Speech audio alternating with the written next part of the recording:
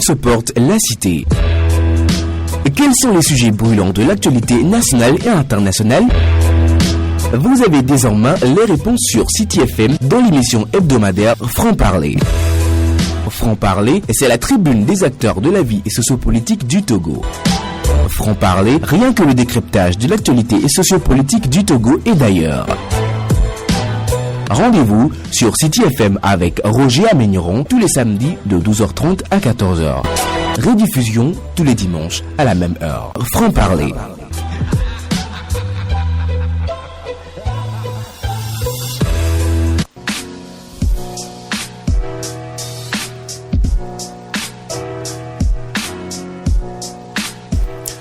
Nouveau rendez-vous de Franc-Parler sur City FM, mesdames et messieurs, bienvenue. Nous sommes ensemble pour au moins 1 heure de temps avec Éric Dupuis, conseiller chargé de la communication et des technologies de l'information et de la communication de l'Alliance nationale pour le changement ANC. Éric Dupuis, bonsoir. Bonsoir monsieur Aménieron, bonsoir aux auditeurs de City FM. Merci d'avoir accepté notre invitation. C'est moi qui vous remercie. Alors avec vous, nous allons aborder plusieurs sujets de l'actualité nationale et internationale, si le temps le permet bien sûr. Première question, Éric Dupuis, du 11 au 15 juillet dernier, différents acteurs ont été conviés à un atelier de réflexion et d'échange sur les réformes politiques et institutionnelles au Togo. Votre parti, l'ANC, a brillé par son absence. Quelles en sont les principales raisons? Si vous permettez, monsieur Aménieron, je voudrais aujourd'hui, au nom du président national de l'ANC, Jean-Pierre Fabre, au nom de mon parti, m'incliner devant la mémoire d'un compatriote, un grand compatriote, un ami, un frère, un compagnon de lutte, froidement et lâchement assassiné il y a tout juste 24 ans. Je veux parler de Tavio Amorin. Et jusqu'à aujourd'hui, rien n'a été fait pour que la lumière soit faite sur ce drame national. Il n'est pas le seul à avoir été assassiné depuis 1963 jusqu'à nos jours. Mais Tavio Amorin était promu à un avenir politique certain. Et certaines personnes ont cru devoir l'éliminer pour pouvoir pérenniser leur pouvoir. Seulement la mort de Tavio Amorin pouvait très largement justifier les réformes que nous demandons depuis des années. Cet assassinat pouvait largement justifier la limitation des mandats. Parce que, sachant que le mandat présidentiel devait être limité à 2 mandats de 5 ans, chacun doit savoir qu'au terme de ces mandats-là, de ces 2 ans de 2 mandats, serait amené à rendre compte aux populations. Donc, c'est cette impunité à travers un régime ad vitam aeternam que nous dénonçons jusqu'à aujourd'hui. La CVGR, mise en place pour la vérité, n'a jamais fait la lumière sur ces assassinats. Nous ne savons pas jusqu'aujourd'hui qui, concrètement, ont été à l'origine de cet assassinat. Je dis à l'origine. Ceux qui l'ont commandité, ceux qui l'ont exécuté, les circonstances dans lesquelles ça a été préparé et exécuté. Et on nous parle de pardon, on nous parle de vérité, de justice et de réconciliation. Mais souvent, dans notre politique, la vérité nous échappe toujours parce que le seul souci du régime RPT UNIR, qui régente ce pays depuis bientôt 50 ans, est de se maintenir, quoi qu'il arrive, au pouvoir.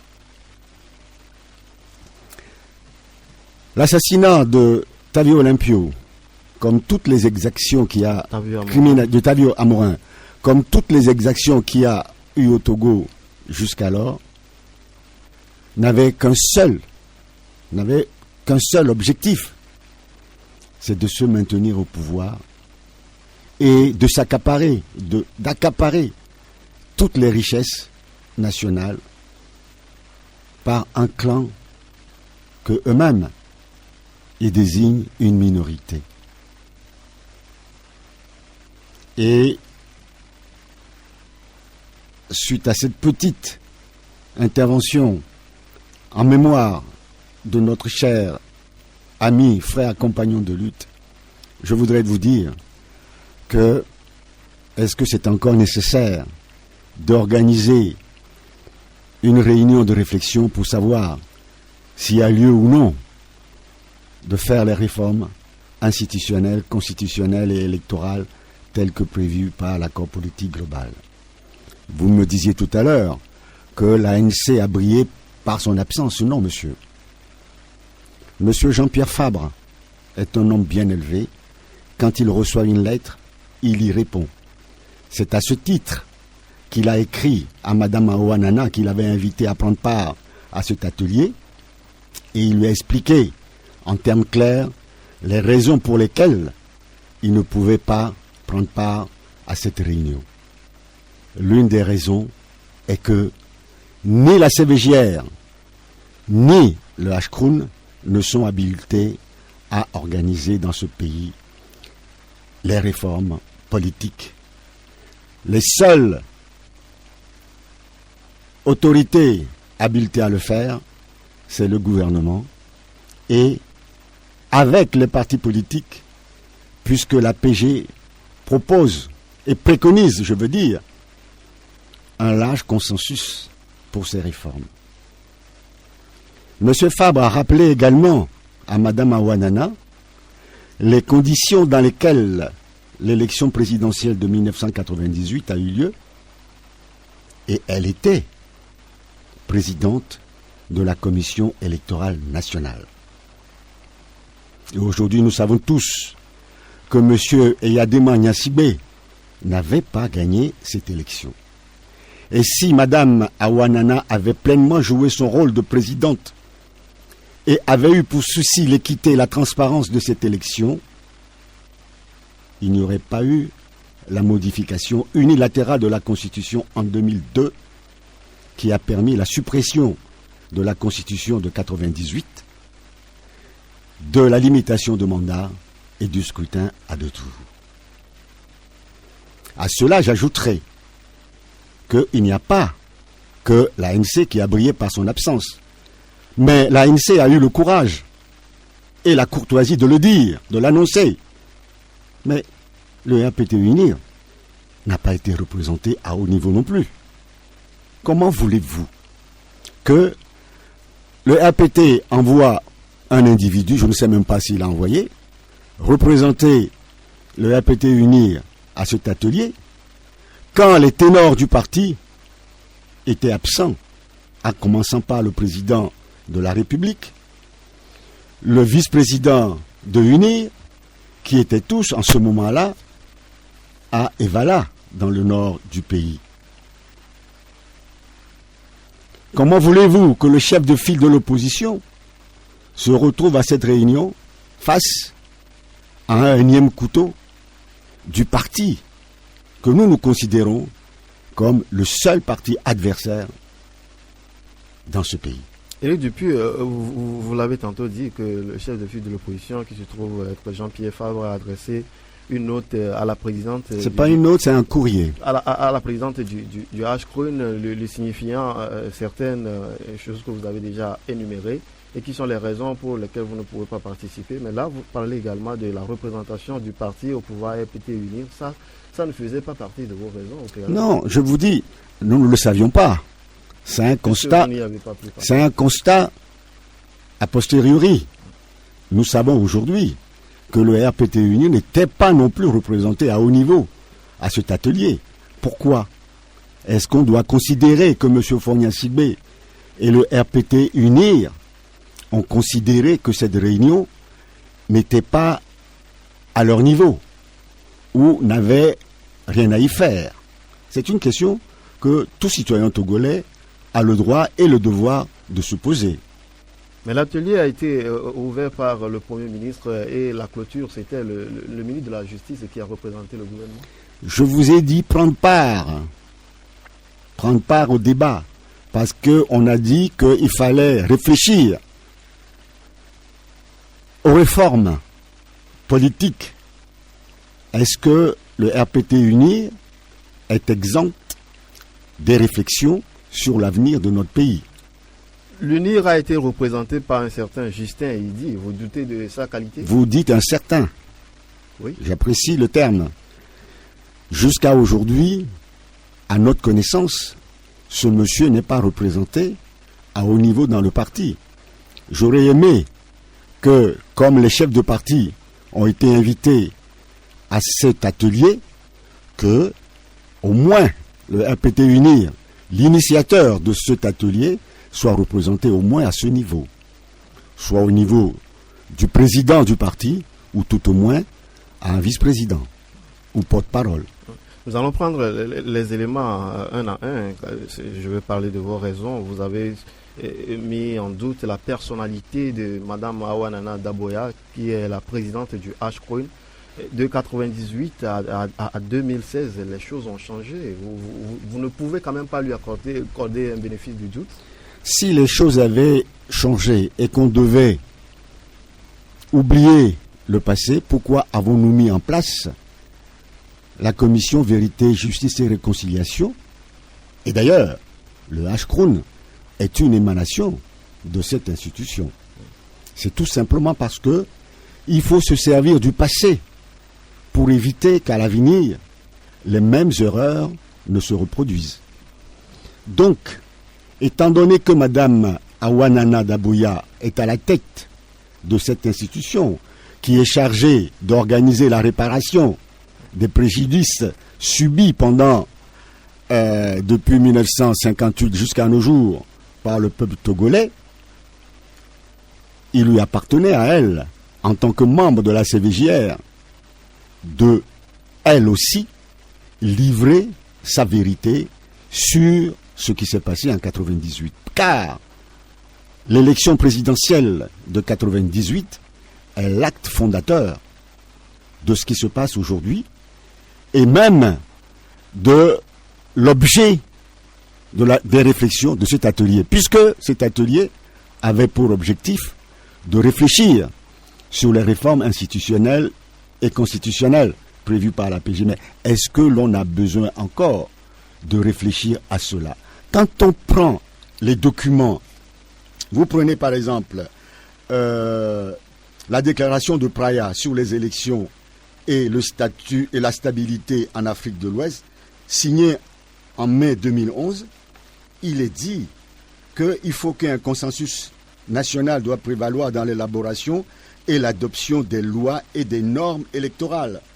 L'alternance au pouvoir ainsi que la limitation des mandats électifs sont des composantes essentielles du processus démocratique. Quand vous prenez la charte africaine de la démocratie et des élections, de la gouvernance, vous trouvez les mêmes recommandations. Quand vous prenez par exemple la recommandation numéro 003 du CIP c'est le comité interparlementaire de la CEDEAO qui a eu lieu à Lomé le 9 mai 2014, la limitation du nombre de mandats est inscrite dedans. La recherche du consensus pour la définition des règles du jeu électoral est bien inscrite dedans. Les diverses recommandations des observateurs des élections au Togo, notamment par l'UE, préconisent les mêmes choses. L'accord politique global qui a suivi les discussions intertogolaises ont abouti à des recommandations, à des engagements formels du gouvernement avec l'opposition. Cela se trouve dans le titre 3 de l'accord politique global, qu'il fallait faire de manière consensuelle les réformes.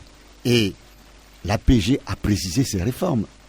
Le statut du Premier ministre, l'élection du chef de l'État, la limitation des mandats, le mode de scrutin, le type de régime. Mais tout ça là, est-ce que l'on a besoin encore d'une réflexion, d'une réunion pour savoir ce que l'on doit faire? Moi, je me demande si ce n'est pas un faux fuyant de M. Fogna Sibé pour retarder cette nécessité voulue, soutenue par une large partie de la population, que sont les réformes politiques. Parce que vous savez, quand on parle de la limitation de mandat, on se demande pourquoi la limitation de mandat. Mais ce n'est pas une fin en soi, la limitation de mandat. La limitation de mandat, c'est pour éviter que les gens s'éternisent au pouvoir parce que ils ont peur que leur crime les rattrape un jour. C'est pour éviter cela. Dans un état de droit, que ce soit le pouvoir, que ce soit les institutions, et tout comme les populations, sont soumis à la loi, à la même loi, aux rigueurs de la loi. Personne n'est au-dessus de la loi. C'est à travers ça, c'est pour cela qu'aujourd'hui, pratiquement dans le monde entier, on demande la limitation de mandat. Ça, c'est la première chose. La deuxième chose, le scrutin. Notre problème au Togo depuis des années, c'est la non-transparence des consultations électorales. On a cité tout à l'heure 98, mais on aurait pu citer d'autres. Il n'y a jamais eu d'élection vraiment transparente au Togo, et tout le monde le reconnaît. En 98, l'Union européenne avait dit que cette élection est sortie de sa légalité. On peut citer plein de choses, et ça tout le monde, tous les Togolais le savent. Faisons en sorte que les élections soient désormais transparentes. Et vous savez, on nous a accusés à l'ANC en disant « Ouais, nous n'avons pas voulu les réformes. La dernière fois, quand on avait en 2014 introduit une proposition de loi, c'est nous qui avons empêché parce que nous n'avons pas voulu accorder un énième mandat à Pierre-Paul Jacques. » Et nous avons dit que la loi est impersonnelle et qu'elle ne s'applique pas à un individu et qu'on n'a qu'à voter la loi. Il appartiendra à l'institution chargée de la régularité des élections de savoir qui a droit d'y aller ou pas. Mais, dites-moi, M. Aminra, même si aujourd'hui, on acceptait que M. Faure-Gnassingbé aille 100 fois qu'il soit candidat ad vitam aeternam, candidat je veux dire, et que nous ayons formellement, à travers une discussion sérieuse, et je cite par exemple, sous le contrôle des Nations Unies, que nous ayons pour une fois la transparence dans l'élection présidentielle, pensez-vous que Faure-Gnassingbé serait élu? Il n'obtiendra même pas 10% des voix. C'est ça la réalité togolaise. Mais le président de la République, je ne fais que le paraphraser, il a dit que les réformes politiques et institutionnelles, ce ne sont pas des pièces de véhicule qu'il faut prendre d'un pays pour venir mettre dans un autre pays. Donc il faut réfléchir là-dessus. C'est trop facile. Et on vous appelle maintenant à des discussions. C'est trop facile de sortir de telles inepties parce que vous savez quand je pèse mes mots quand je parle. Il avait oublié cela quand il avait signé l'accord politique global en 2006. Ça fait, depuis 2005, 11 ans qu'il est au pouvoir. Qu'est-ce qu'il a fait? Il lui faut 11 ans pour réfléchir à comment organiser des réformes institutionnelles et constitutionnelles pour éviter au peuple togolais le drame qu'il a connu en 2005. C'est se moquer un peu du peuple togolais. On n'a pas besoin de 11 ans pour réfléchir au bien-être d'une population. C'est pour ça d'ailleurs que nous préconisons la limitation de mandat. Si au bout de 5 ans, vous n'êtes pas capable de réfléchir au bien-être de votre population, vous irez vous reposer. C'est ça aussi l'état de droit, c'est ça aussi la démocratie. Il ne faut pas se moquer du peuple togolais. Faure-Gnassingbé ne va pas nous dire qu'il lui faut 70 ans pour savoir comment régler le problème togolais. C'est pas sérieux, c'est pas responsable de la part d'un chef de l'État. Quand j'ai entendu ça, je me suis dit, mais... Et d'ailleurs, il a dit ça où? Au Togo, ici? Il a dit ça au Togo, ici? Devant les journalistes togolais? Il n'aurait pas pu le dire. Parce que vous lui aurez posé la question, vous, journalistes togolais, vous qui connaissez la situation togolaise, vous allez lui dire, mais monsieur le président, ça fait 11 ans que vous êtes au pouvoir. Je vous connais assez pour savoir que vous poserez des questions pertinentes. Et depuis 11 ans, il ne vous a jamais accordé d'interview. La Constitution lui impose de s'exprimer au moins une fois par an devant l'Assemblée nationale, la représentation nationale du peuple togolais. Il s'y est toujours refusé. Qu'est-ce qu'il attend? pour se considérer comme un Togolais comme les autres? C'est une question que nous tous Togolais, nous devons nous poser. Faure Gnassingbé n'est pas au-dessus du peuple togolais. Même s'il est chef de l'État, même s'il considère qu'il a été élu par le peuple, la démocratie et l'État de droit lui imposent de respecter la loi et de rendre compte au peuple. Parce que le patrimoine togolais ne lui appartient pas. Il est là pour travailler pour le peuple togolais. Éric Dupuis, autant la loi, la Constitution impose des choses, des obligations au président de la République. Vous, en tant que première formation politique de l'opposition, vous avez également des obligations que vous êtes tenu de respecter. Je vais parler par exemple de la CVJR, la Commission Vérité, Justice et Réconciliation. Quand cette commission a été mise en place, vous faites partie de ceux qui ont critiqué cette commission-là. Mais après, on a eu la chance d'assister à certaines de vos manifestations. Vous avez réclamé la mise en œuvre de ces recommandations. Là, ce n'est pas être en emphase avec vos principes. Non, pas du tout. Vous savez, c'est un écrivain ivoirien, Amadou Kourouma, qui disait « Quand on ne veut pas, on dit non. Quand on n'est pas d'accord, on dit non. » Quand nous avions vu, à l'époque, la constitution de ceux qui devaient réfléchir à la CVJR et le processus, nous avons dit non, ça ne nous intéresse pas. Et nous avons critiqué, à juste titre. Tout à l'heure, je viens de vous citer un exemple malheureux. C'est l'assassinat de Tavio Olympio. Est-ce que... Tavio Amorin. De Tavio Amorin, pourquoi je dis Olympio Tavio Amorin, son assassinat, est-ce que la CVJR a apporté la lumière sur son assassinat? Non. Ça, ce sont des manquements. Nous l'avions dénoncé. Il fallait aller plus loin dans le travail qui est confié. Il fallait apporter un éclairage sur la politique menée depuis 1967 jusqu'à aujourd'hui au peuple togolais. Il fallait apporter l'éclairage sur l'assassinat de Sylvanus Olympio. Il y a d'autres assassinats dans ce pays. On ne l'a pas obtenu. On nous parle de justice, on nous parle de réparation. Mais moi, je veux bien des réparations. Mais je veux savoir comment mon père est décédé. Il a été tué. Je veux parler à la place, par exemple, du fils de Tavio Amorin. Je veux savoir à quoi ça sert une réparation 24 ans après, quand on ne sait pas dans quelles circonstances et pourquoi son père a été assassiné. Nous avons critiqué. Mais nous sommes des gens sérieux et responsables. Dans la mesure où la décision a été prise. Ce n'est pas nous qui avons créé la commission Vérité, Justice et Réconciliation. Ce n'est pas nous.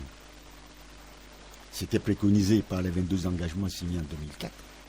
C'était également dans le rapport des Nations Unies, le rapport du Dudienne au lendemain des massacres de 2005. Ça a été mis en place. Il y a eu des recommandations.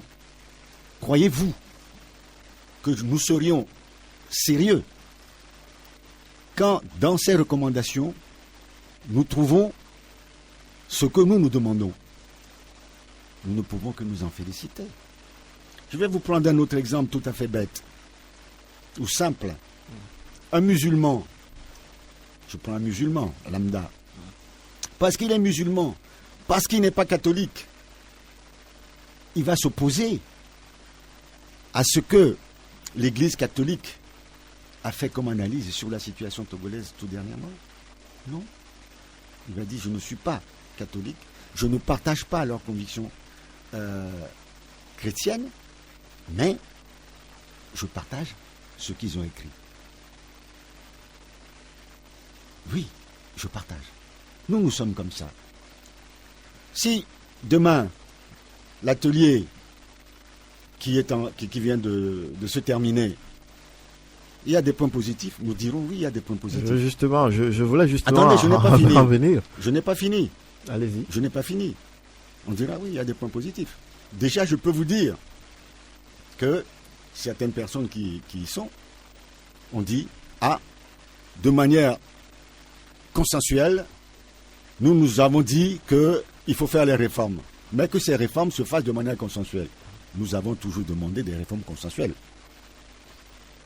Certaines personnes ont dit, la limitation des mandats, c'est nécessaire.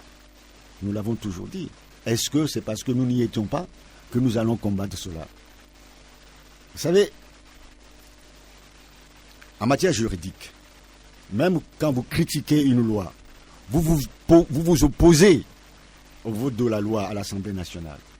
À partir du moment où elle est votée, elle s'applique à vous, au même titre qu'à tous les citoyens togolais. Vous n'allez pas dire, non, mais à l'époque, je l'avais dénoncée, donc je ne la respecte pas. À partir du moment où elle est votée, elle s'impose à vous. C'est ça la démocratie, c'est ça la règle du jeu. Ce n'est pas parce que nous n'étions pas d'accord que, quant à l'application, nous n'allons pas nous y soumettre. Mais là, ça donne l'impression qu'on vous laissez les autres réfléchir à votre place. Parce que vous pensez qu'on ne réfléchit pas. Si on ne réfléchissait pas, tous les articles qu'on a sortis, toutes nos recommandations, pourquoi on aurait déposé une proposition de loi à l'Assemblée nationale? On y réfléchit peut-être plus que ceux qui, pour 3 jours seulement, ou 5 jours seulement, ont réfléchi. Nous, c'est tous les jours, depuis des années, que nous réfléchissons à ces réformes. Et depuis, si l'ANC participait aux discussions, aux échanges qui ont eu lieu à Radisson Blu la semaine dernière, ne pensez-vous pas que vous aurez encore apporté quelque chose? Vous pensez qu'on a du temps à perdre? Vous pensez sincèrement qu'on a du temps à perdre? Est-ce qu'on a besoin d'aller à Radisson Blu pour réfléchir? Vous prenez ça comme une perte de temps. Bien sûr, parce qu'on n'a pas besoin. Alors que les recommandations à sortir tout à l'heure. Écoutez, monsieur Améniran, il y a eu l'APG, il y a eu les nombreux CPDC, il y a eu la réunion de Togo Télécom, présidée par Monseigneur Bariga. Il y a eu, je vous ai cité, la réunion des députés de l'espace CEDEAO. Il y a eu plusieurs réunions. Est-ce que c'est Radisson Blu qui va décider du sérieux ou pas des réflexions que nous menons sur la nécessité des réformes au Togo depuis des années? C'est un gadget. Vous avez dit que la mise en œuvre des réformes incombe au gouvernement. C'est le gouvernement qui a sa stratégie. C'est cette stratégie-là. Mais on a dit que l'APG, l'accord politique global, a dit qu'il faut faire les réformes à travers un large consensus. C'est-à-dire un consensus de toute la classe politique. Et ça, ce n'est pas difficile à comprendre. Il faut comprendre une chose, monsieur Améniran. Le problème togolais, ce n'est pas le problème d'une personne ou d'un individu. Il ne faut pas cristalliser cela vers un individu. C'est le problème de l'alternance au pouvoir, c'est-à-dire la transparence des consultations électorales. Si demain, tout est fait pour qu'il y ait une transparence dans les consultations électorales, il n'y a pas de problème.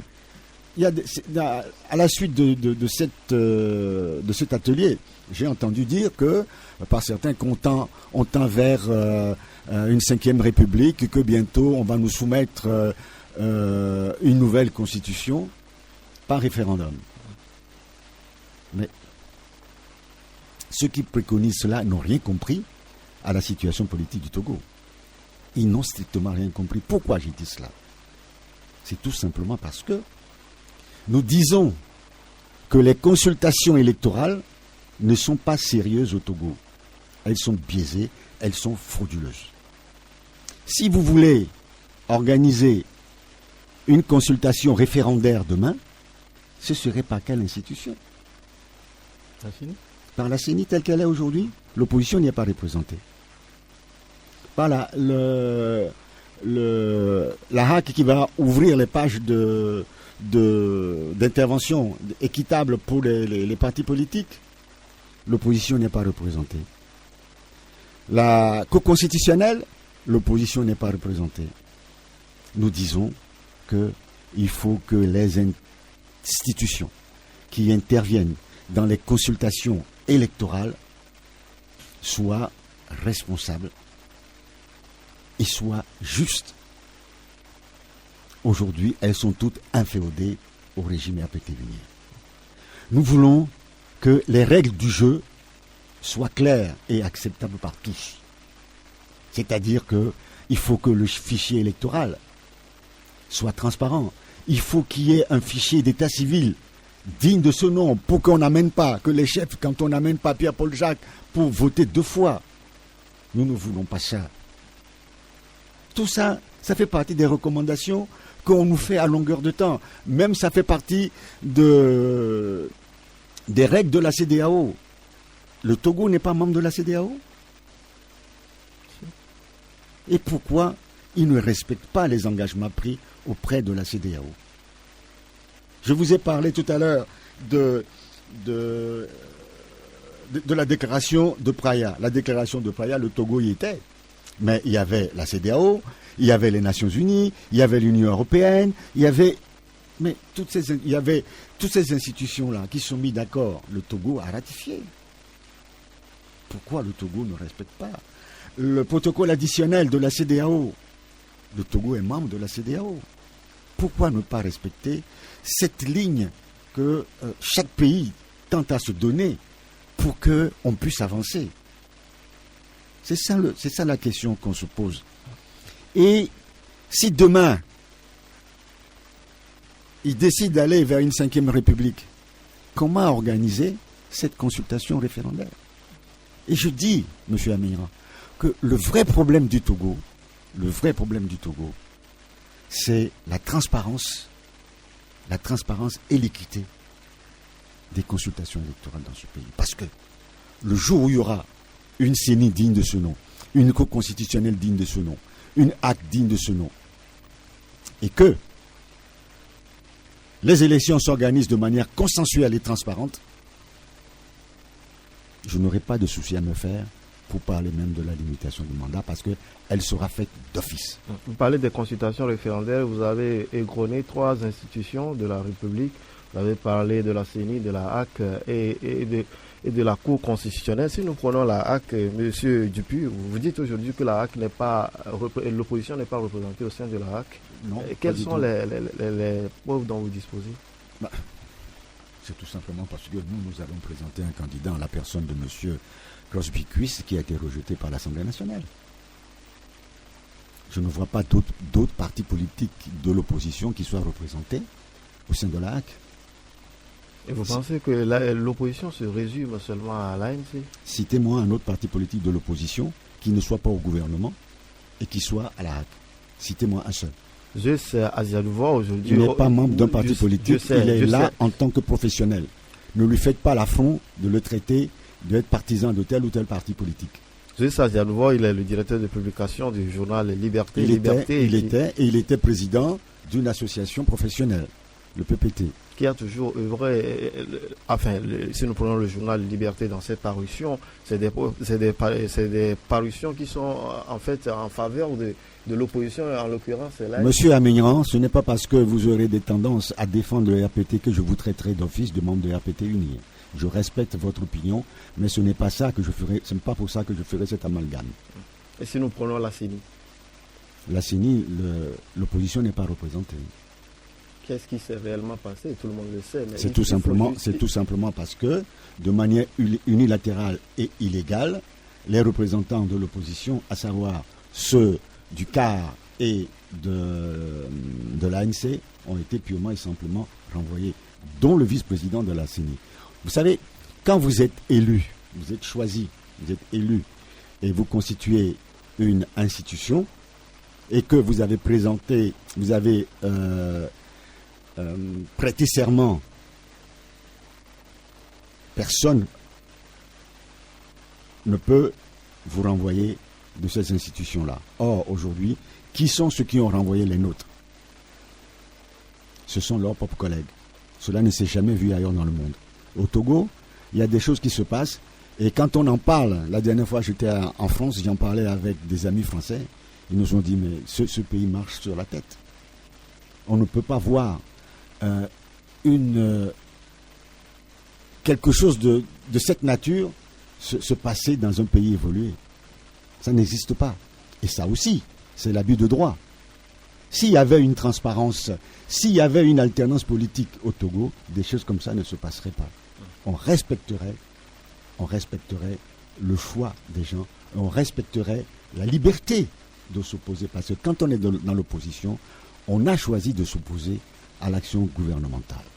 C'est ça la réalité. Toujours est-il que s'il n'y a même pas de consultations référendaires demain, en 2018, il y aura les élections législatives. En l'état actuel, il revient aux membres de l'opposition qui ont été renvoyés de la CENI de présenter juste de simples excuses et par sursaut d'orgueil, par patriotisme, pourquoi ne pas s'excuser et puis poursuivre cette mission. Vous êtes d'un terre-à-terre qui me déconcerte. On présente des excuses parce qu'il y a des gens qui s'arrogent des droits qui ne leur revient pas. Vous savez, il y a des gens qui travaillent, qui se battent par conviction. Il y a des gens qui occupent des postes juste pour avoir des salaires à la fin du mois. Il y a une différence entre ces deux Togolais. Si vous avez compris ça, vous saurez que ceux qui sont là et qui s'accrochent à leur poste pour avoir leur salaire à la fin du mois, ils ne sont pas du côté de l'opposition, heureusement pour nous. Nous préférons crever de faim plutôt que de baisser la culotte devant ces individus. Vous avez cité entre-temps l'accord politique global qui stipule que les réformes se fassent de façon consensuelle. Mais quand on parle de consensus, il faudrait d'abord qu'il y ait un cadre de discussion. Bien sûr. M. Fabre a rencontré à ce sujet plusieurs fois le chef de l'État, qui s'est refusé à cela. Et à la dernière rencontre, il a tout simplement dit que le consensus doit se trouver à l'Assemblée nationale. Or, malheureusement, M. Fogna-Sibé, qui a été parlementaire, ignore que l'Assemblée nationale n'est pas le lieu du consensus. Et qu'il fallait, comme cela s'est passé en 2006, un consensus entre les parties prenantes au dialogue avant d'arriver à l'Assemblée nationale. Et alors, qu'est-ce qu'il y a lieu de faire aujourd'hui ?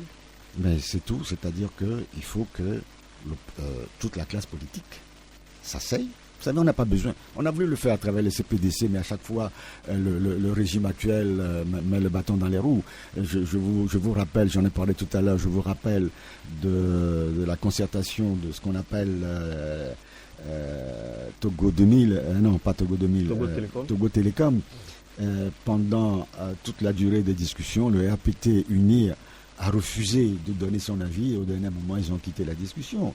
Donc ça veut dire qu'il n'y a pas cette volonté de consensus. Quand il y a volonté de consensus, chacun dit clairement et intelligiblement comment il entend organiser les réformes. Et de débat en débat, de consensus en consensus, parce que quand on dit consensus, ça veut dire que chacun concède quelque chose, on arrive à trouver le chemin idéal à suivre ensemble. Or, aujourd'hui, nous sommes face à un mur qui estime qu'avec le diktat, on peut tout rêver dans ce pays. Alors, aujourd'hui, vous avez parlé de dialogue et de discussion entre la classe politique, mais quand on prend juste les petites réunions, bon, c'est à vous employer les termes, les petites réunions, vous boycottez. Quel cadre, comment est-ce que vous voulez aujourd'hui que le cadre de discussion là soit élaboré avant que l'ANC ne prenne pas? Monsieur Amignan, je n'aime pas tourner en rond. Je vous ai dit tout à l'heure que nous avons expliqué les raisons pour lesquelles nous n'étions pas à ce atelier et que nous avons écrit à Madame Awanana. Et d'ailleurs, Monseigneur Bariga, en ouverture de la séance, a dit pratiquement la même chose que le président national de l'ANC, le chef de file de l'opposition, en disant qu'en aucun cas, les décrets qui ont créé la CVJR et le HKUN ne leur donnent pas cette possibilité de régler le problème des réformes politiques. Donc, il n'y a rien de nouveau. Et puis, je vous ai dit tout à l'heure que même le parti initiateur de cet atelier n'y était pas. Pourquoi vous, journalistes, vous, citoyens togolais, vous concevez que Fogna-Sibé n'y soit pas et que Fabre, Jean-Pierre Fabre y soit? On n'a pas forcément dit que M. Jean-Pierre Fabre soit à cet atelier. Encore qu'il n'y est représenté par Justin Idi. Alors dites-moi, M. Amignan, Justin Idi est quoi dans le bureau de UNIR? Vous n'êtes pas capable de me le dire, vous êtes journaliste, vous n'êtes pas capable de me le dire. Mais il fait partie quand même non, de, mais de attendez. la formation. Il fait partie de la formation. Écoutez, l'ANC a des milliers de sympathisants. Je peux demain vous donner un sympathisant de n'importe quelle région en vous disant qu'il est membre de l'ANC. Est-ce qu'il a le droit de parler au nom de l'ANC? C'est le parti qui l'a mandaté. Alors, si vous m'invitez à une réunion, je mandate pour me moquer de vous, pour vous dire que je m'en fous de ce que vous faites, je mandate le 1 millionième de mes militants qui ne connaît rien dans la ligne politique du parti, et ses propos et ses prises de position n'engageront jamais mon parti. Ça veut dire, excusez-moi le terme, ça s'appelle du foutage de gueule. Justin, il dit qu'il faisait partie de NDP, après il a créé sa propre formation politique, et ce n'est qu'à la création de l'UNI que son parti a été dissous et il s'est rallié à l'UNI. Donc vous ne pouvez pas douter de ses compétences. Vous enfoncez le clou. Vous enfoncez le clou. Vous enfoncez le clou. Je ne veux pas appeler ça du nomadisme politique, mais c'est tout comme. Monsieur Éric Dupuis, quelqu'un qui a sillonné tous les partis politiques pour après chuter à unir, je doute fort de la constance dans ces analyses politiques. Ma question demeure entière. Vous voulez un cadre de discussion aujourd'hui? Quelle est la configuration que vous lui donnez? Le chef de file de l'opposition a rencontré M. Fogna Sibé et lui a expliqué la nécessité de réfléchir ensemble à l'organisation consensuelle des réformes politiques. Je ne sais pas, c'est le chef de l'État, à lui de dire, voilà, monsieur le chef de file de l'opposition, je pense qu'on peut faire ça, ça et ça, convoquer les partis politiques concernés. Est-ce que c'est des partis politiques élargis? Est-ce que c'est dans un premier temps au niveau des partis parlementaires? C'est à voir ensemble, c'est une discussion. Et je suis sûr que si on se met d'accord en 2-3 jours, le problème est réglé, puisque les termes de ces réformes sont connus. Et puis, ADI, qui est un parti parlementaire, ainsi que l'ANC, ont déposé une proposition de loi sur la table de l'Assemblée nationale. Et je peux vous dire que hier, il y a eu la conférence des présidents de l'Assemblée nationale et pour d'autres choses, et que ils ont abordé le problème de cette proposition de loi. Les présidents issus de la majorité parlementaire ont voulu rejeter ça à plus tard en attendant que les discussions, que le rapport de l'atelier du HCOUN soit connu. Mais les présidents issus de l'opposition ont trouvé qu'il était nécessaire d'en discuter. Et je pense que là, ils se sont mis d'accord pour que les discussions s'ouvrent prochainement à travers les commissions, notamment la commission des lois. Donc voilà, moi c'est une proposition de loi. Il faut qu'on en discute. Et il faut que le peuple togolais soutienne. J'ai entendu certains responsables politiques soutenir cette proposition de loi. Il faut que le peuple togolais dise nous voulons que les réformes se fassent. Maintenant, il y a 2 solutions.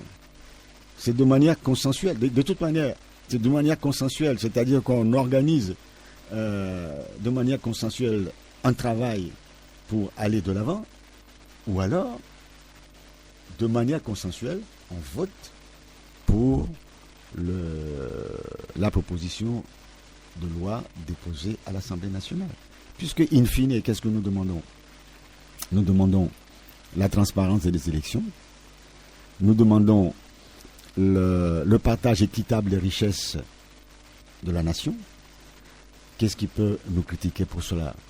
Nous demandons que les élus ainsi que les présidents des entreprises d'État, des sociétés d'État, publient, avant de rentrer en fonction, leur patrimoine, ainsi qu'à la sortie. Nous demandons le scrutin majoritaire uninominal à 2 tours, et nous demandons la limitation de mandat. Il n'y a rien de nouveau depuis 2005. Éric Dupuis, est-ce que quand on parle de réforme, est-ce que c'est seulement l'affaire de la classe politique selon vous? Non, c'est l'affaire de tout le peuple togolais. C'est pour ça que je dis que le peuple togolais doit se mobiliser pour soutenir la proposition qui est la leur, c'est-à-dire celle des partis politiques qui les représentent. Et quand nous prenons par exemple le Ashkroun, l'atelier qui a eu lieu du 11 au 15 juillet, a regroupé pratiquement tous les acteurs du pays. Mais vous... Qu'est-ce que vous appelez les acteurs du pays? Quelques universitaires, c'est ça, tous les acteurs du pays? Moi, je ne sais pas. La société civile qui est également représentée. Moi, j'ai entendu certaines sociétés civiles disent que elles sont restées sur leur faim. Moi, j'ai entendu. De toutes les façons, qui étaient à la réunion et qui ont dit qu'ils sont restés sur leur faim parce que ils n'ont pas eu le courage d'aller loin, ils n'ont pas eu le courage d'aborder le problème de la limitation du mandat et du mode de scrutin, qui n'ont pas eu le temps de parler du timing nécessaire pour la mise en œuvre de... Non, donc vous savez, on peut dire... C'est très difficile de dire on a rassemblé. Sur quels critères ces personnes se sont rassemblées? C'est ça. Moi, je ne sais pas. Comment voulez-vous parler de consensus quand les protagonistes de la crise ne sont même pas là? Le RPT n'est pas là. Vous insistez toujours là-dessus? Bien sûr, parce que pour moi, ANC, c'est mon seul adversaire. Tout le reste, non. Pour que le RPT soit là, il faut qu'il y ait un membre du bureau. Bien sûr, un membre éminent. Qui pourra prendre des décisions, qui soit capable de prendre des décisions au nom de son parti. Même s'il me dit, donnez-moi le temps d'aller consulter le bureau politique, je suis d'accord, mais qu'il soit capable, mais pas devenir cancané pendant 3 jours et puis c'est tout. Non, ou vermillé, je sais pas. Je me rappelle, la plateforme Vérité, Justice et Réconciliation a organisé un débat public auquel UNIR a été représenté par... l'ex-ministre des enseignements primaires et secondaires, Florent Maganawe, et qui a dit que l'APG était caduque. Vous avez tous critiqué. Mais il était représenté par l'UNI. Il a représenté l'UNI. Alors, vous savez, si vous avez suivi les divers commentaires à l'issue de l'atelier dont vous parlez avec autant d'insistance, vous saurez que la plupart des participants ont fait la remarque suivante. Je cite. Donc, comme un accord, nous avons dit que l'APG n'est pas caduque. Et même la présidente l'a dit. Donc, que vous dites une représentation éminente, mais vous défendez tout à l'heure le Ashkroun.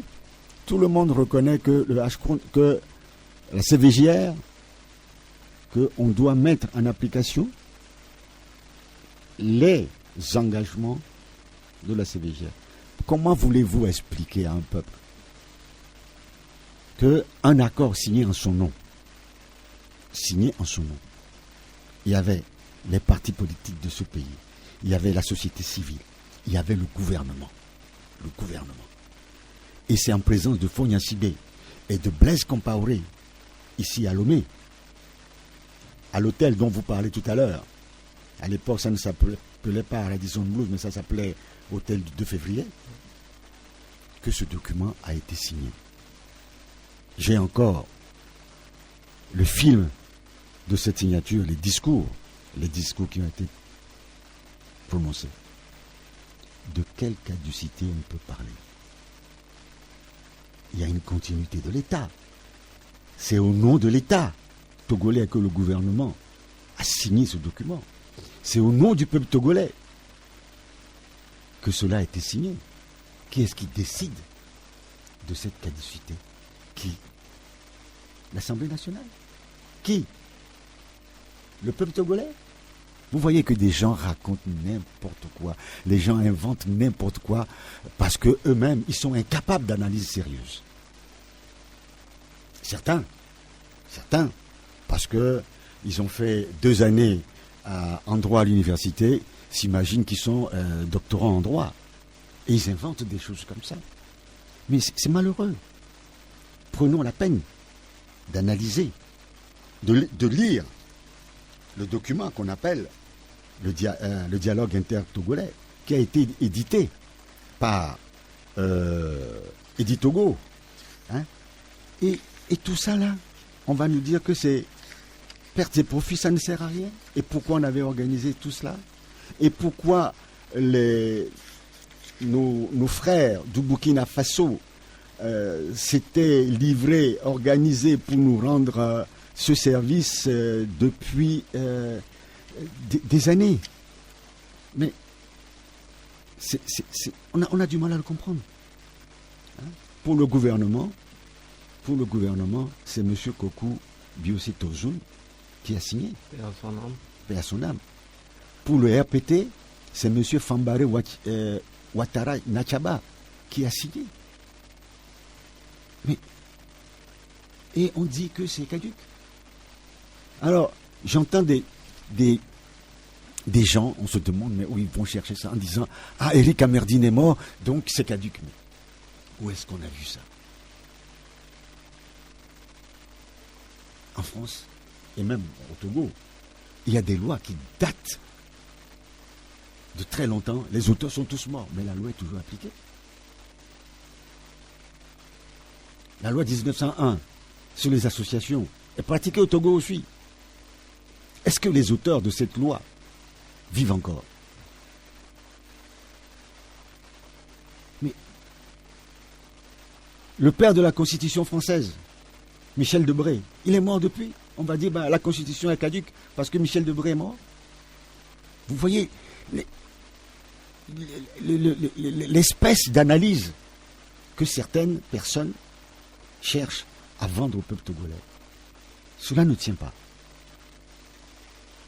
Aujourd'hui, avec la vitesse de l'information, même un enfant de CM2 a plus de capacité d'analyse parce que il va sur Internet, il écoute les informations, il vous écoute. Il a un jugement beaucoup plus livresque que ces personnes. Un jugement moins livresque, je veux dire, moins livresque que ces personnes. Arrêtons d'amuser la galerie et essayons de dire la vérité au peuple togolais pour que le peuple togolais comprenne là où se situe son intérêt. Son intérêt, c'est l'alternance politique au Togo. C'est-à-dire qu'il faut que Kodjo, Komlan, Pacha, Douti se disent, moi aussi, j'ai le droit d'avoir de l'ambition pour mon pays. J'ai le droit d'espérer qu'un jour mon fils sera président de la République et prendra en charge la destinée de ce pays pour 5 ans, voire 10 ans. Et que cela ne soit pas réservé à une seule famille. Ceux qui ont aujourd'hui 50 ans ne connaissent qu'un seul nom au Togo. Président de la République, Gnassingbé. Est-ce que c'est normal? Nous ne sommes pas dans une monarchie. C'est pour ça que moi je me bats.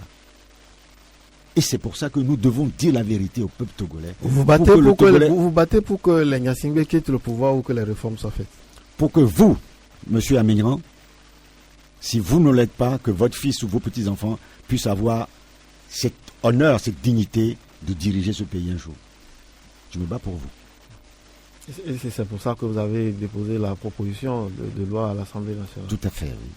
Et vous avez certainement la conviction que cette loi sera adoptée.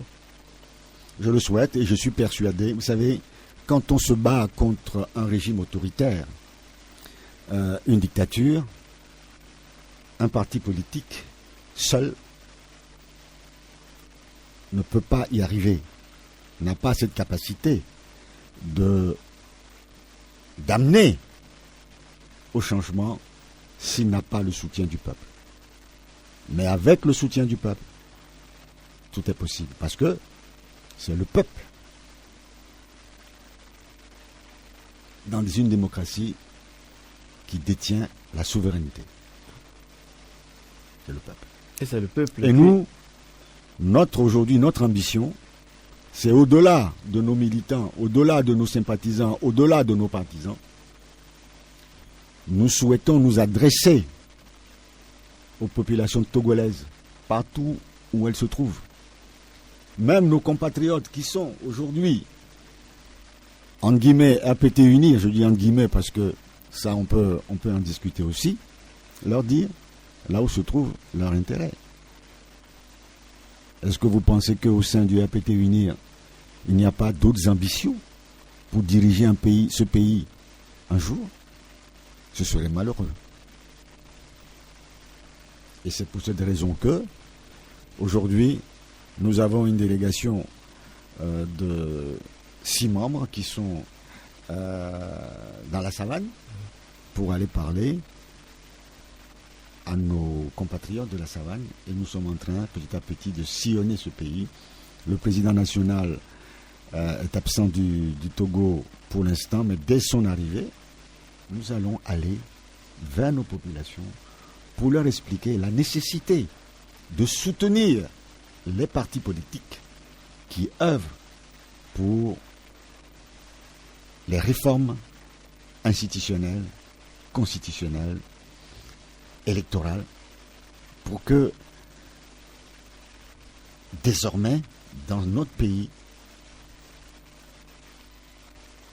la possibilité soit offerte à tous les Togolais de manière transparente et équitable,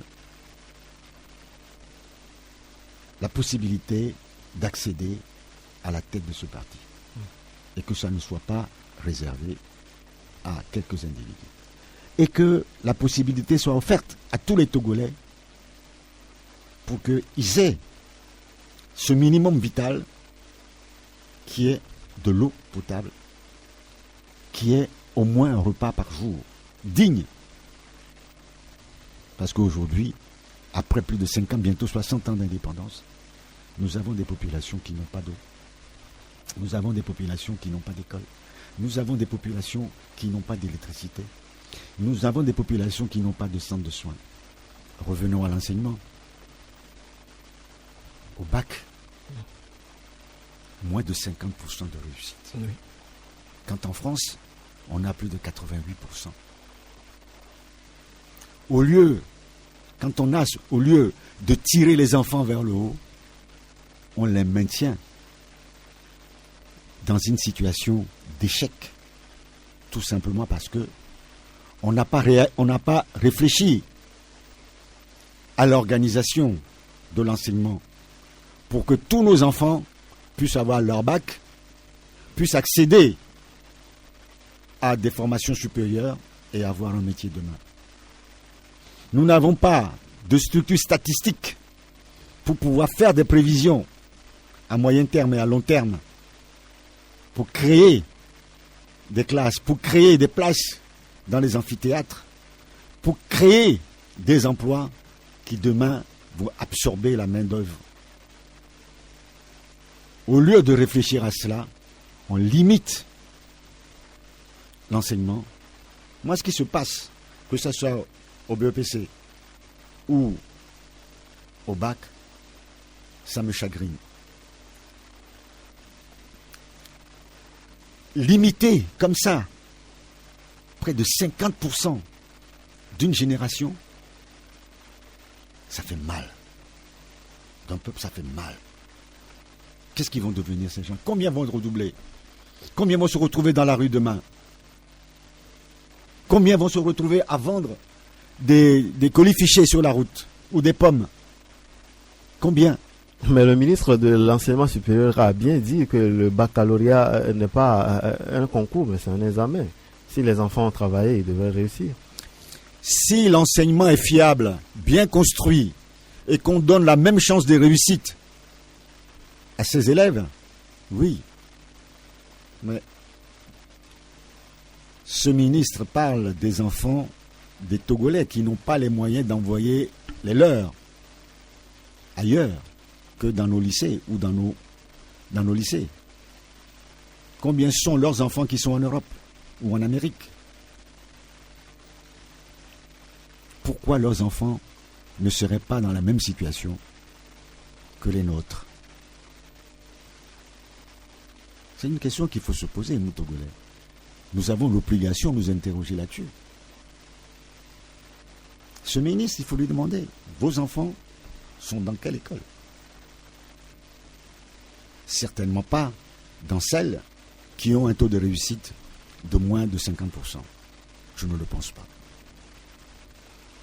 Alors, Éric Dupuis, nous allons aborder un autre sujet. Cette semaine également, il s'est produit un événement malheureux au port autonome de Lomé.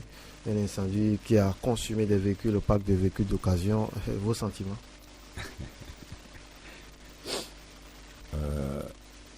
La ANC n'est pas à l'origine de ces incendies.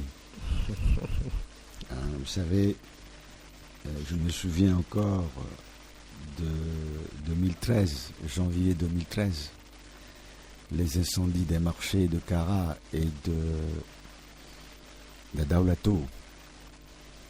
Moi-même, j'ai été inculpé dans cette affaire, puis disculpé. Le président national, Jean-Pierre Fabre, chef des filles de l'opposition, est toujours inculpé dans cette affaire, comme d'autres personnalités. Et malheureusement, nous avons nos frères qui sont encore détenus dans des situations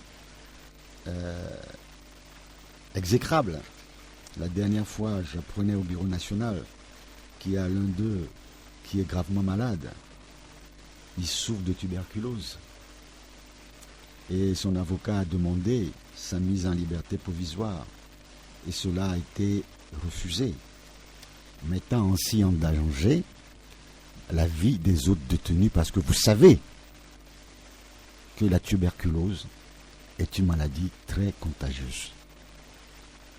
Vous laissez un tuberculeux dans un milieu carcéral où il y a un taux d'occupation qui est déjà très élevé, vous mettez les autres détenus en danger.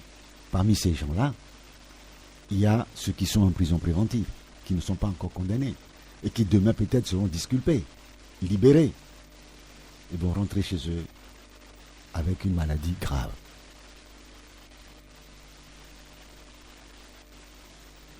Nous avons en mémoire notre frère qui est mort en détention, faute de soins. Il avait le palu. On a refusé de le soigner. Monsieur Yakanou. Pour un crime qu'il n'a pas commis. À quand la justice pour monsieur Yakanou? À quand la justice pour tous ceux qui croupissent en prison jusqu'à aujourd'hui? Vous voyez les incendies au Togo. Je ne suis pas très informé sur ce qui s'est passé au port. J'ai suivi comme vous. Mais les éléments de départ de cet incendie, je ne les maîtrise pas. Et je ne parle jamais de ce que je ne connais pas. Voilà, beaucoup ont critiqué le dispositif des pompiers qui était installé, et qui est même quasi inexistant. D'autres évoquent la responsabilité de l'Office togolais des recettes en pointant du doigt le coût élevé de la douane. Et vous, quelle analyse en fait? L'OTR, vous savez, nous avons critiqué l'OTR et nous continuons à critiquer. Et d'ailleurs, nous avons publié un document, il y a un document qui a été publié sur les salaires et sur le fonctionnement de l'OTR. Quand vous savez le niveau de salaire au sein de l'OTR, ne serait-ce que les premiers responsables de cette institution, et qu'aujourd'hui, un Togolais lambda ne peut plus acheter une voiture. Hein? Même si vous, monsieur Amignan, vous avez un parent qui vous envoie de la Belgique ou d'Allemagne un véhicule gratuitement parce que ça ne peut plus rouler là-bas, parce que ça ne passe plus le contrôle technique qui est obligatoire en Europe pour pouvoir rouler. Donc, un véhicule dont la valeur vénale est nulle. D'accord? Ici, on vous demandera un minimum de 1 million, 1,3 million pour pouvoir le sortir. Et quand vous voyez les belles voitures qui circulent dans Lomé, c'est soit les représentations internationales ou les membres du régime. le Togolais lambda n'aura plus jamais la capacité de s'acheter un véhicule à 4 roues. Il est obligé de se contenter des motos avec les risques que cela implique. Parce que être à moto, c'est un risque. D'autant plus que il n'y a aucune obligation qui est faite au Togo en matière de permis de conduire pour les conducteurs de moto. N'importe qui peut se lever demain, ignorant superbement le code de la route. Non seulement il conduit une moto, mais il fait du transport en commun avec. Lui-même, il porte un casque parce que s'il ne porte pas de casque, il va se faire arrêter par la police. Mais son passager ne porte pas de casque. Or, quand il y a un accident, celui qui prend le coup dans la nuque, au cervical, c'est celui qui est derrière. Il a une mort certaine ou une paralysie, tétraplégie. Voilà le Togo. C'est-à-dire que, au lieu de prendre les choses à bras-le-corps, on fait semblant. Normalement, on doit permettre aux Togolais de pouvoir s'acheter, comme dans d'autres pays, des véhicules de bonne qualité, en diminuant le coût. On doit permettre à ceux qui conduisent les motos de se protéger. C'est-à-dire que celui qui conduit la moto, comme son passager, doit porter des casques homologués. Pas des casques de chantier, des casques homologués. J'ai vu des gens, des motocyclistes, porter des casques de jockey, c'est-à-dire pour les chevaux. J'ai vu dans ce pays. Ça ne dérange personne.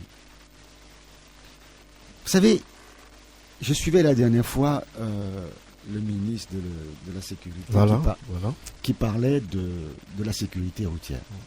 Mais j'ai été scandalisé. Le nombre d'accidents au Togo est quelque chose d'inimaginable pour un petit pays comme le nôtre. Vous allez sur la route d'Alido-Gomé, c'est pratiquement tous les jours que ça se passe. Les gens ignorent ce principe simple du code de la route qui est la priorité à droite. C'est un principe simple. Celui qui vient de votre droite a la priorité sur vous. S'il n'a pas devant lui un panneau stop ou un panneau céder le passage. C'est ça le principe général. Sauf hors agglomération, où les routes secondaires, où les routes nationales ou principales ont priorité sur les routes secondaires. En ville, il n'y a pas de notion de route secondaire. Ça n'existe pas. En ville, il n'y a pas de route secondaire. Cela n'existe pas. La règle en ville, c'est la priorité à droite. Sauf si vous avez devant vous un stop où vous êtes obligé de vous arrêter ou un céder le passage. Aujourd'hui, qu'est-ce que le ministère de la Sécurité doit faire justement? Mais une formation. Vous avez des télés, vous avez des radios. Vous pouvez faire une formation pour sensibiliser des gens. Au lieu de mettre des panneaux à tous les coins de rue qui vantent je ne sais pas quoi, Fognansibé et compagnie, on peut sensibiliser sur le code de la route. Vous savez, dans certains pays évolués, l'initiation au code de la route démarre à la maternelle. Parce qu'on se dit, demain cet élève va traverser la rue. Vous descendez la rue qui part de la colombe de la paix. Il y a 3 ou 4 passages cloutés. À midi, vous voyez les lycéens qui sortent. Vous ne les verrez pas sur les passages cloutés. Ils passent hors des passages cloutés. Or, le code de la route dit, quand un individu a un pied sur le passage clouté, tout automobiliste a l'obligation de s'arrêter. Mais ça, c'est une formation qu'on doit donner à toute la population. On doit dépenser des centaines de millions pour que la population togolaise comprenne cela. Et puis, pourquoi le gouvernement n'organiserait pas une session de formation gratuite en termes de sensibilisation au code de la route à tous les motocyclistes, et notamment ceux qui transportent des personnes. Je veux parler des immigrants. Pourquoi on ne le ferait pas? Nous, si on est au pouvoir demain, on le fait. On dit que nous ne sommes pas des forces de proposition. Ce sont des propositions claires que je fais. Encore que le convoi présidentiel aussi occasionne des accidents. Qu'est-ce qu'il arrive de faire? Alors, si vous voulez qu'on parle de convoi présidentiel, quand vous êtes un président de la République et que vous estimez que vous êtes élu à plus de 60%, je ne vois pas de quoi on a peur à sortir comme si on était en guerre. Vous savez, l'accident de la dernière fois, je l'ai suivi et je me suis dit, mon vieux, on est dans un pays totalement... Même quand on voit, par exemple, Obama sortir, il salue les populations, il marche dans la rue, il serre les mains. Ici, mon vieux, et si vous garez votre voiture au bord de la route et que le convoi va passer, on va vous tabasser. Mais de quoi on a peur? Pourquoi cette peur? Pourquoi ce comportement vis-à-vis des populations qui sont supposées vous avoir élu? C'est une question que nous devons tous nous poser. Ce comportement-là, c'est un comportement de dictature. Il n'y a que dans les États totalitaires qu'on voit cela. Vous pensez que François Hollande, en sortant de l'Élysée, se comporte comme ça? Sa voiture, une moto, parfois même une voiture de police devant, ça suffit. On n'a pas besoin de chars. Là, vous avez un char devant, un char derrière, les motos, la police partout, ainsi de suite. Parfois, vous êtes sur le périph' à Paris et vous dites, ah tiens, c'est François Hollande qui passe. Il est à votre côté, il s'en va. Sur le périphérique. Il n'y a pas tout ce tralala. Là, quand un chef de l'État va prendre l'avion, mais c'est toute la rue qui est barrée. Personne ne circule. Quand il vient de Madison Blue pour rentrer chez lui, mais toute l'avenue est bloquée. Et les flics et la police s'excitent, on donne des ordres, des contrôles, ainsi de suite, une précipitation. Mais de quoi on a peur? Mais je n'arrive pas à comprendre. Je n'arrive pas à comprendre. Ou alors vous dites, vite, allez, roulez vite. Mais, au risque de créer des accidents. En parlant du code de la route, vous savez, la voie de gauche est réservée pour le dépassement parce que vous ne pouvez pas dépasser quelqu'un par la droite. Vous voyez les camions chargés, des motocyclettes. Aujourd'hui, les 3 roues bien chargées sont sur la voie de gauche.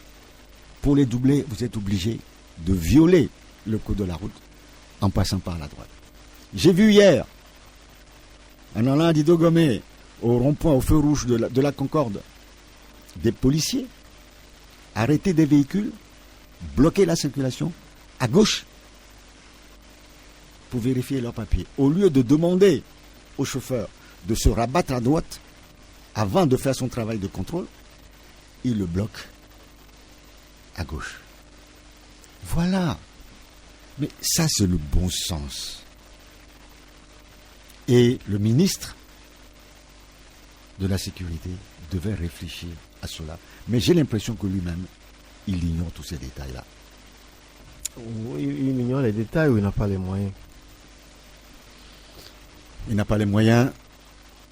Moi, je dis que quand il y a la volonté politique, on se donne des moyens. Est-ce que les vies humaines que nous perdons sur la route chaque année représentent quelque chose d'important pour nous?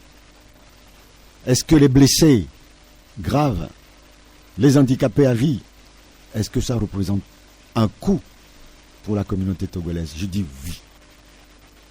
Donc, en amont, il faut mettre en œuvre une politique de la circulation routière pour éviter de tels drames. Il faut quand même reconnaître qu'il y a des efforts qui se font. L'instauration du port obligatoire des casques, les ceintures au volant. Limité au conducteur. Celui qui est transporté, qui a payé 300 francs ou 400 francs pour monter sur la moto, lui, il peut risquer sa vie. Celui qui conduit, non. C'est d'une aberration. Ça, normalement, chacun devra sortir avec son casque s'il veut, bien sûr. Dans ce cas-là, la police doit réglementer cela et imposer à tout le monde le port du casque, pas à une catégorie d'individus. Nous sommes pratiquement à la fin, mais on va pas quand même se quitter sans avoir abordé ce qui se passe actuellement en Europe. Le 14 juillet, c'était la France, et vendredi, l'Allemagne. Le monde est tellement menacé. Oui, nous condamnons cela, et d'ailleurs Jean-Pierre Fabre a adressé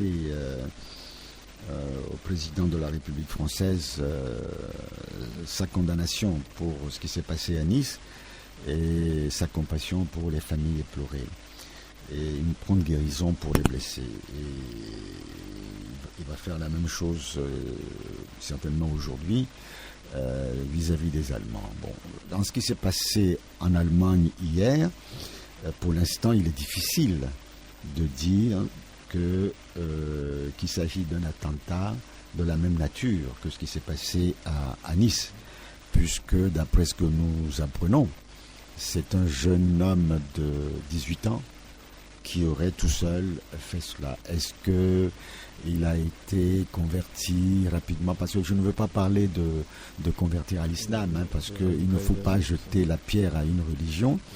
Il y a des extrémistes, et je pense que vous savez comme moi que c'est le problème de la Syrie et de la guerre en Syrie qui est le premier facteur aujourd'hui de la création de ce qu'on appelle l'État islamique, le Daesh, et qui entraîne cela. Bon, c'est grave. Et je pense que nous devons être tous vigilants. Vous savez, cela s'est passé au Mali aussi. Cela s'est passé en Côte d'Ivoire. Ça peut se passer au Togo. Les extrémistes. Et vous savez, c'est le comportement. C'est toujours la même chose. Quand on veut se maintenir au pouvoir contre son peuple, il y a des dérives. El-Assad est en train d'écraser son peuple depuis des années à cause de lui seul, de sa personne. C'est des milliers de Syriens qui sont massacrés tous les jours.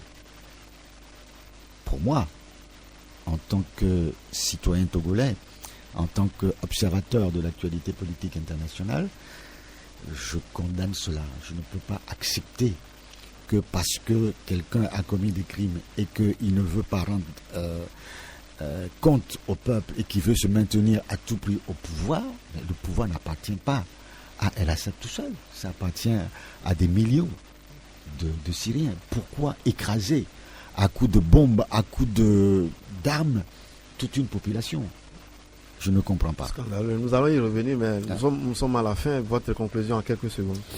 Ma conclusion est que il faut que les populations togolaises se mobilisent autour des partis politiques de l'opposition qui œuvrent, qui se battent pour que les réformes politiques soient une réalité au Togo et que les populations togolaises soutiennent la proposition de loi des députés qui est déposée à l'Assemblée nationale parce que les réformes, c'est dans l'intérêt de tous. Elles vont permettre non seulement l'alternance politique au pouvoir, mais comme j'ai eu à le dire depuis le début, et je suis revenu souvent, pour qu'il y ait une transparence dans les consultations électorales. La transparence et l'équité dans les consultations électorales vont nous amener vers ce qu'on appelle un état de droit, c'est-à-dire que désormais, plus personne ne pourra diriger ce pays dans son propre intérêt, mais dans l'intérêt de tous.